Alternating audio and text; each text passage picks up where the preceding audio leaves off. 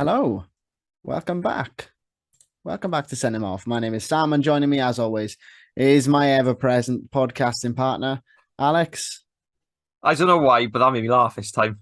I've no Why? idea why. How I many couldn't times have tell we done you. that? It must We've done be it nearly millions hundreds. and 50 odd, I Well, reckon. there we go. Yeah, I said hundreds, not 150, but I don't know why. It just made me laugh this time. But any case, Well, I'm glad. uh, I'm glad I could bring a there little we bit of are. There enjoyment to we your day, go. Al. Just a little bit. Southampton today, Sam. We're not Yeah, alone. we're not. We're not. We're joined by. I just read Total Saints Top. instead of your name. You That's can the edit first one that. I've ruined, 60, first one I've messed up. There we are. Anyway, right, we're joined by Ben, who's from the Total Saints podcast, who is our Southampton representative. Ben, thank you for joining us. How you doing? How are you feeling going into the season? Yeah, thanks for having us along, chaps. I think like every sort of mid to lower league Premier League side, when the season's on, there's periods of it where you just willing the season to end. To be honest with you, you just want to, you just had enough, and when the season's not around, you're willing it to come along again. And I don't know why, because we're going to get smashed at Spurs, and then I'll be thinking the same again. But yeah, at the moment, Sam, I'm feeling quite pleased that the season's just around the corner, but I'm sure that'll change over the next couple of weeks. It's just a vicious cycle, isn't it? It is. It's a That's why vicious I've got no cycle. hair. So, last season for Southampton, if you could sum it up in a couple of words, how would you describe it? Not just last season, Sam. There's one word that I can sum up the last 35 years following Saints, and that's roller coaster. I mean, it is literally, the good, the bad, and the ugly. First half of the season we were doing really, really well. I think back to when we beat Spurs. I think it was February. We were up to about seventh, 4 or 5 points off of European places. We were all getting really excited, and then we went 12 games and we won one of those. And in the end, we were sort of looking over our shoulders about trying to stay up. That's the beauty of our football club. Just when you think you're onto a good thing, they have a habit of letting you down. And it was a bit of everything. A real sort of mixed bag, and an element of, at least we didn't get relegated, but an element of frustration that we didn't push on halfway through the season when we could have done.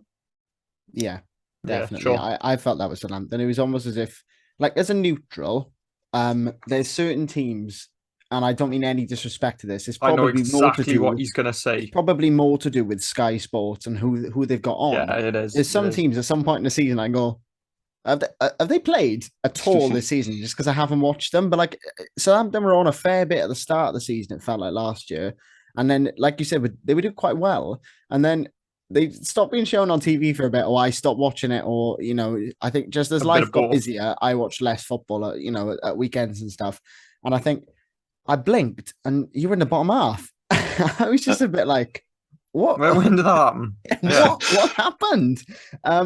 It's mental. But what's going to be different this year, then, Ben?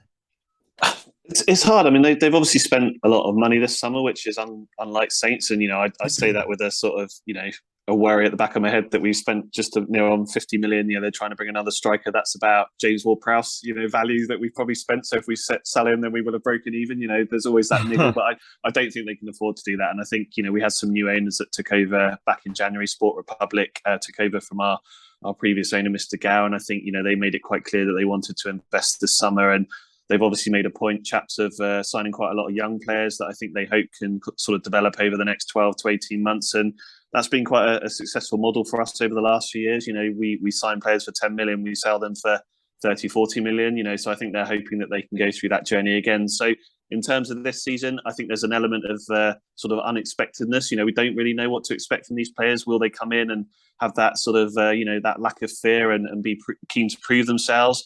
Or will they come in and get sort of steamrolled by some of the more powerful sides? I think there's a real unknown. And I think, as I said at the start, that's kind of an exciting thing in a way, but it's also a fearful thing in another side.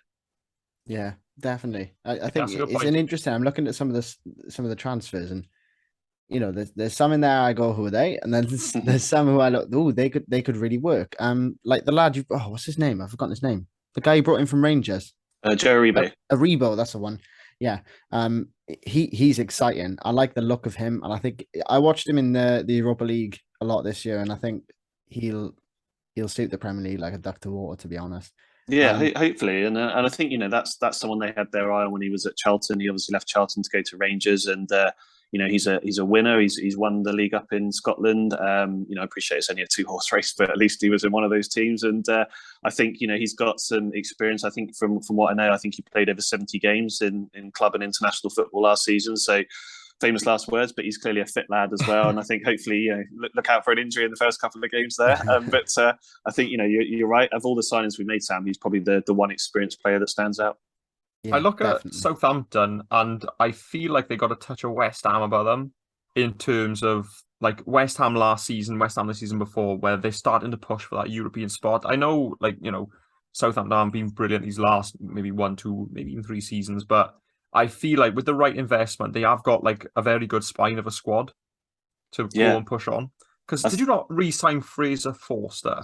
No. Well, we did. Spurs, isn't he?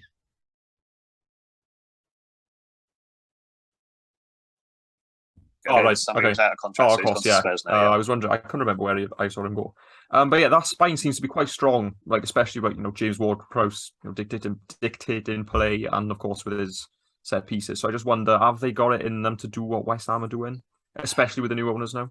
I think to do that, Alex, they probably need players to have 8 or 9 out of 10 pretty much the whole season. I think it's they are one of those sides that genuinely Saints could finish 17th. They could finish lower than that if they have a really bad season, but they could finish 17th or they could have an absolute fly and finish 7th or 6th. It's just there's so much. I think in terms, as we all know in the Premier League, there's 6 teams and then there's 14 others that are sort of fighting it out for 7th. Really, I don't think that's really going to change. So you're right. I mean, they've obviously strengthened. They've signed a new goalkeeper. We've signed a new centre back. We bought Romeo Lavia in centre midfielder. They're currently shopping for a striker. So, as you say, they are looking to try and strengthen the spine of the side. Or, admittedly, some of those players are quite young, and you go back to the point you made earlier. But I think the fact is, there are enough sort of players that can play sort of, as Ralph calls it, in the 10 and on the wings to complement them. But the spine of the side is obviously what he's trying to build. Yeah, sure. Yeah.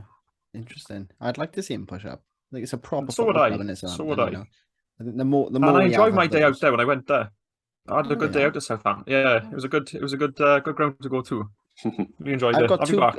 I always think of 2 questions when I think of Southampton. So I've got to ask you, Ben. First one, just how important is James Ward-Prowse? Is it a case of if he's sold now, you go from maybe mid-table to maybe looking to push for those Europes to you're in a bit of bother down the wrong end of the table?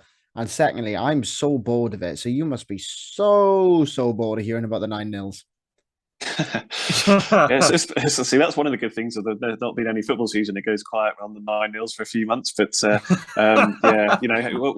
news, we didn't have one last season, so that's a step in the right direction. So yeah. Someone tell Sky Sports, please, because it's like all they go on about, all they talk about is Southampton losing 9-0. I'm trying to think. Man City were playing someone last season, weren't they? But I can't remember where it was. Like it got up to 7 or 8-0 quite quickly. Was it Leeds? I think Leeds was it. They smashed it, and we were all sat. I think we were all sat home going, "Come on, we want 9, we want 10, one more." I know. But yeah, in terms of James Ward-Prowse, I did some local radio towards the end of last season, and I think the word I used was heartbeat. He is the heartbeat of that side. Everyone looks at him as just a set piece taker, and I think actually when you watch him week in, week out, as we're lucky enough to do, he covers every blade of grass. He's a total professional in terms of, he wears the armband. He's come up through the academy from an 8-year-old to where he is now. So he's been at the club 20 years. So, despite being born down the road in a town beginning with P that I won't mention, he's actually Southampton through and through now.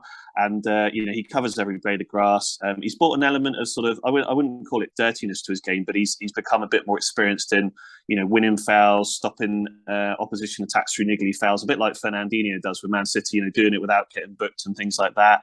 And other than when he got banned for getting sent off against Chelsea last year, he's pretty much played every minute of every game for about the last 4 or 5 years, including FA Cup and Carabao Cup as well. So, he's someone that really enjoys performing for Saints, and I don't think they could afford to lose him. I think hand on heart, I wouldn't be surprised if we're having a different conversation next year. He signed a new deal last year. I think they will be keen to keep him around this year, but it wouldn't surprise me if they sort of say, look, give us one more season and then let's see what offers are on the table. And, he's 28, 29, give him that chance to potentially play Champions League football before it's too late.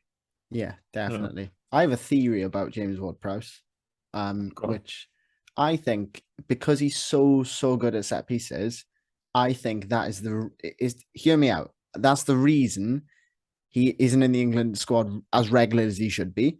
And isn't given enough credit, because I think, like you said, people just think, oh, he's a set piece guy. You know, he does that. Whereas his overall play, he's better than a lot of England midfielders that I see getting in the squad a lot. You know, Alex loves James Maddison.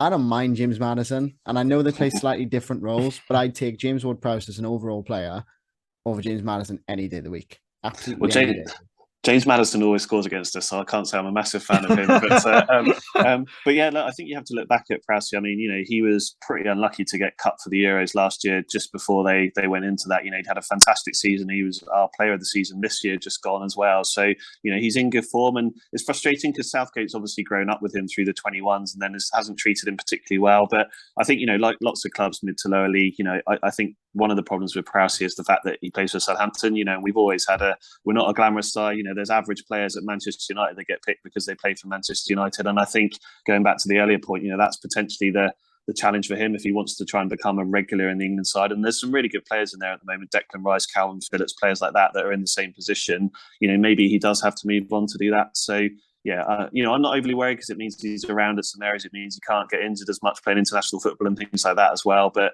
you know, you think of how well he's developed in the game and you feel that he probably deserves more opportunities than he's had. Yeah, definitely. 100%. No, I do agree. Point of view, that's definitely how I view it. So obviously, I'm assuming he's your key guy then. If he's the key man, who are the sort of unsung heroes, the underrated ones who might go slide a little bit under the radar for neutral? Yeah, I think one that doesn't get enough praise, certainly again thinking about England level, is Kyle Walker-Peters. You know, someone that we signed from Spurs, and there was sort of you know, I suppose an unofficial relationship between the two sides when Pierre-Emile Højbjerg went to Spurs and Walker-Peters came the other way. You know, he's fitted in really well. You know, I would say close to James Ward-Prowse in terms of player of the season last year. Plays right back, plays left back, you know, so he can adapt and play both fullback positions. Again, you know, very quiet lad, just gets on with it up and down the wing. I think has done really, really well. And I think the other one probably is probably Oriol Romeo as well. He plays centre midfield. Again, you know, someone that was at Chelsea. He's probably one of the few physical players that we've got on our side. You know, again, plays centre midfield. He isn't technically the best player in the world, but again, someone that goes around, gives 100%, wins a lot of balls back and sort of helps the players, you know, move forward with it as well. So again, you know, he probably does the ugly work. I think Ward-Prowse probably does a lot of the you know, the sexy stuff, if you like to call it that, taking free kicks and taking all those sort of things. But I'd say that probably those two are the sort of unsung heroes in the side at the moment. Interesting. That's a very good point, because I do think about is it Oriolu or Oriol? Oriol, yeah, Oriol. I can never pronounce that first, but like because you're worth it. Yeah, L'Oreal. Yeah, no. When he was at Chelsea, I was a big fan of his, and I couldn't really work out why Chelsea sold him, because I think at the time David Luiz was, you know, in the team playing there and like centre back and whatever. I couldn't really work it out, but yeah, I always do keep an eye on when he's playing. You know, kind of defeats the point of him being an unsung hero to me, but whatever. But yeah, I am very keen on him. So I was trying to think of anybody else, but when we were talking about key players, I think Kyle Walker-Peters did jump out at me initially as well, because he had a pre-season down at Swansea. I don't know, were you there, Sam? Yeah, where Corey Smith he rouletted him, didn't he? Yeah, he did. But I thought he had a good game down there, see. So I don't know. That was just me. I picked him out straight away last season, so no, I had my eye on player. I like him a lot. But yeah, there we are. Sorry, so we got to talk. I thought you were allowed. That was it. That was all. I just wanted to look clever. That's all I wanted to do there. Lovely. Makes a change. Yeah. So true. Where Ben would you be happy with a finish this year? What do you sort of, not necessarily a prediction, we'll save that for the next question, but where would you 17th. Be? Where would you be happy with? 17th.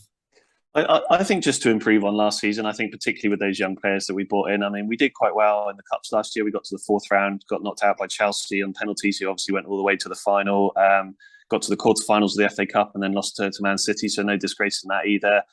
You know, as I said, it was a disappointing end to last season. I think, you know, getting 5 points out of 36, I think it was 1 win and 2 draws, you know, it's relegation form. So, I mean, even if you're getting another 10 or 15 points on top of that, you're potentially pushing yourself up 4 or 5 places. So for me, I think it's just about having a consistent season. And if they can finish higher up the league with a young set of players that are obviously trying to find their feet in the Premier League, then I think, as Saints fans, we're a pretty realistic bunch. We don't expect to win trophies. We don't expect to be fighting for the top four. But what we want to see is players sort of giving 100% and trying to improve themselves and improve the team.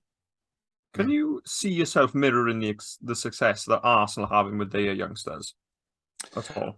Yeah, I mean, I think, and I only know this because I've done some prep for our pod at the weekend. I know Saints were the second youngest squad last season. Average age, Arsenal obviously being the youngest. I mean, we've let Fraser Forster and Shane Long go, and they're about 125 between the two of them. So that'll bring down the average age of the squad. So I think there's a lot of young players in and around Saints. Alex, there's been a lot over the last few years, but not many of them have progressed from the sort of B team into the first team. So there has been a bit of lull, and we're obviously famous for pathway. Of course, I'm sure one of your heroes, Gareth Bale, obviously came through our academy. So it's something that they need to think about again. So definitely going back to your point, I think there's hope. Hope, I suppose, that will happen. Definitely. Sure. Yeah. Right. Totally. Are you willing, Ben, to put your neck on the line and give final us question a prediction as to where Southampton are going to finish this season? Well, I'm always rubbish at predictions. Like whenever we do our match predictions, I never get anything right. So I can safely say that we will not win the Premier League next year. Oh, like what I've done there. Good. Well done. I mean, what were we? 15th last year. Genuinely, this sounds like so negative, but 14th, 13th, something like that. I think if we finish there and it's a step in the right direction and we're not looking over our shoulders for the last sort of 5 to 10 games, then I think, as I say, I think we'll all be fairly relaxed and see that as a positive season. Yeah, I don't think that's negative at all. I think given the standard Any of this year, I think everybody has stepped up massively in the market as well. And I think that top, like the European spots for a lot of teams, even like the Brightons who had a good season last year, I think they're just a write-off. And I think if you're in that mid-table thing, all you've got to hope for is better than last year, play well, and like you said, to not be looking over your shoulder at any point. And I think that is a success. Yeah, and you look at who went down last year. 3, I would say, pretty poor sides. You look at it this year. The 3 sides that have come up: Fulham, Bournemouth, Nottingham Forest. All of those could have good seasons, and then all the other teams that struggled last year: Everton, ourselves. Newcastle obviously had a really good. So you do sort of look around, even as a Saints fan, and think, crikey, at the moment, other than the 3 that have come up, I can't really see 3 teams that will be cut adrift. It could be a really competitive season, and Saints will need to be up for it.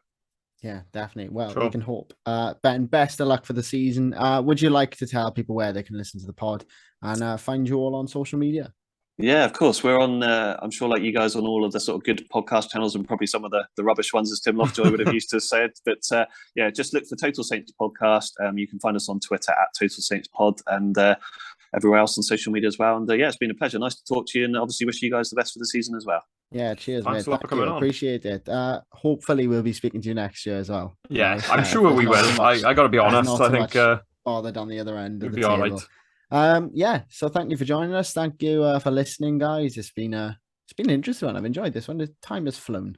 It has. But another one done, Al. We're getting there. We're creeping. We're creeping. Ooh, we're creeping. We're nearly there. Thank you guys for listening, and we'll catch you on the next one. If you haven't already, drop us a like or subscribe or rate us on Spotify. And rate us 5 stars. Yeah, we'd really appreciate that. And if you can drop us a follow on Twitter at SendHimOffPod, Instagram, SendHimOffPodcast. Go give us find us on TikTok. Give us a little follow. Yeah, find us on TikTok as well. We are there somewhere. We need to start posting. Yeah.